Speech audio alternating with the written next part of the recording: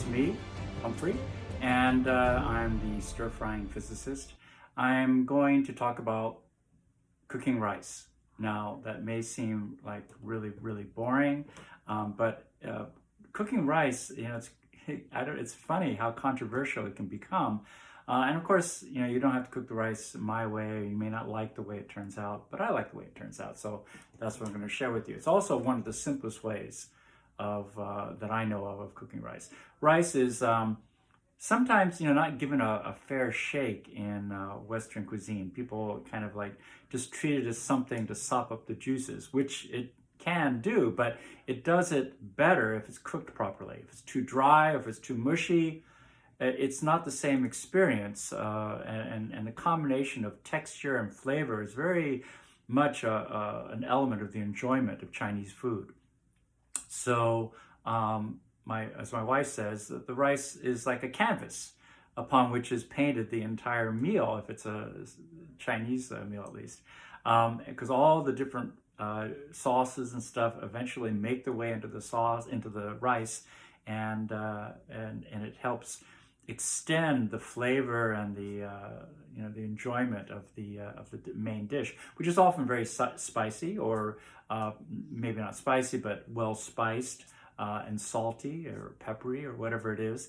And the rice is a necessary complement to kind of cut back on the intensity of those flavors. So on to rice. Make some rice. So what I'm going to do is, people talk about how all these complicated ways of making rice, and maybe they produce better results. Some people use they wash the starch off the rice. And if you want the rice to be more separate and less sticky, that's probably a good idea. I have a tendency to like the sticky rice a little bit more. So in terms of measuring out what I need, often I do nothing more than take basically 1 part rice and 1.5 parts of water, and that's pretty much all I need. So roughly a cup of rice, 1.5 cups of water, and in the other recipes that I've seen, they will often rinse the rice thoroughly, and then it might be 1 cup of rice for 1 cup of water, but that assumes sort of a pre-washing has been accomplished. So what I'm going to do with this, stir it on a little bit if you want. I'm just going to set it on high until it boils, and then I turn it to low, cover, and that's it. I don't do anything more with it until it's done, and it can sit in there, for maybe an hour. It takes like maybe half an hour to cook, and it's ready. I wouldn't leave it on for more than an hour at a time because it tends to get all mushy. Okay, so I just wanted to say something more about the rice.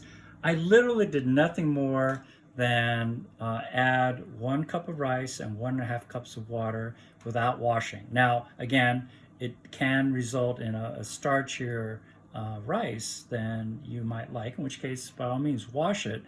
But if you do wash it, there are plenty of videos about how to cook rice, and a lot of people use rice cookers. I don't happen to have one, so I just put it in a pot. But you can see that it's been cooking for a little more than half an hour, and it looks to me, to be quite edible. Now, some people use non-stick pots. I didn't, and sometimes there's an issue with the rice sticking to the bottom, but for me, it's not an issue, because in our family, we simply would sometimes eat the rice crust by adding a little bit of just a touch of oil and letting it turn brown, and then you could add a little water to it. That would take the crust right off the bottom of the pan, and you could drink the water and the crispy rice as a kind of soup. We called it juk, but we called a lot of things juk. And that's a way of also preparing the pan to be cleaned, because the water, if it's at a high enough temperature, tends to sort of decrust the rice from the bottom of the pan, and it comes off fairly easily after that. But again, if you'd rather not go through that trouble, then just keep the heat fairly low and soak the pan, and the rice will come off. So after we finished our meal, the rice was more or less done. There was, of course, some rice left at the bottom. Added about a tablespoon of oil and set it about medium or so, or maybe a medium low, and let it sit for about 15 minutes or so, maybe 20, depends on your stove. And you can see it's turned all nice and brown, and see the little crispy bits. It's even making some crackling sounds. Now I'm just going to add about a cup of water.